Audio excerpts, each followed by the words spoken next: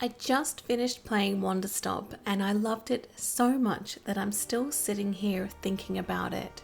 It's one of those games that sneaks up on you. It starts off feeling cozy and simple, and then before you know it, it's tugging at something deeper. By the time I reached the ending, I realized this wasn't just a story about Alta finding her way out of a forest. It was about healing. It was about burnout, rest, and rediscovering who you are when you're not chasing the next challenge. The ending to Wanderstop really resonated with me, and I wanted to share what I think it all means, what happened to Alta, why she was stuck in the clearing, and where I think she goes next.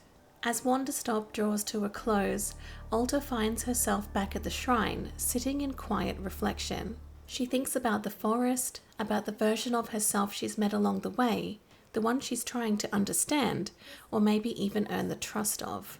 In this moment, Alta reaches out, asking whether her other self is still there, and whether she's finally ready to move forward. Not long after, she's sitting on that familiar bench once more, side by side with Boro. But something has changed. The tea shop that once stood in the clearing is gone, leaving behind an empty space where it used to be. The two of them share a final conversation, and then the credits roll. Afterward, they both slowly fade away. So what does this all mean? Where do Alta and Boro go? And why was Alta trapped in the clearing to begin with? To answer that, we need to take a step back and look at the journey that Alta has been on. At first glance, it seems like Alta's stay at Wanderstop is something external, maybe even a punishment. She arrives here after a moment of utter failure, having attacked Master Winters out of frustration when they refused to train her. After realizing what she's done, Alta runs, ashamed, and ends up in the forest. It's there that she finds Boro and the tea shop, and it's there she discovers she can't leave. She tries, she really does, but every time, her body gives out. Her sword feels impossibly heavy. If she pushes herself too far, she collapses. If she tries to rest, she collapses. No matter how hard she tries to fight her way out, she's stuck. But Wanderstop isn't a story about external enemies. It's about Alta herself. The clearing isn't a prison in the traditional sense. It's a space her own mind has created, a place for her to heal. Whether she realizes it or not, she's been set on a different kind of quest, one that doesn't involve swords or battles, but instead slowing down, resting, learning how to be still. The forest reshapes itself around her over and over again, mirroring her inner state as she works through her burnout. Little by little, she begins to let go of the rigid, results-driven mindset that's defined her for so long. She learns how to take things one day at a time, and when she's finally ready, the forest releases her. Boro is a delightful constant in Alta's time at Wanderstop, and that's no coincidence. Where Alta is restless and driven, Boro is calm and steady. He spends his day making tea, enjoying the simple pleasures of life and embracing boredom. And it's that last part that's key. Boro believes that boredom is a sign of peace, of comfort. When you're bored, you're safe. For Alta, who spent her life chasing challenge after challenge, that idea is completely foreign. But over time, Boro's way of living starts to influence her. She learns to enjoy the stillness. She finds value in quiet moments. And ultimately, she begins to understand that there's more to life than the next fight, the next win. By the end of her stay in the clearing, Boro has helped Alta reconnect with a part of herself she'd forgotten. It's not that he gives her all the answers. It's that he shows her a different way to be. When the game ends, we're left with a choice. Alta says she's ready to go home, but what home means is left open.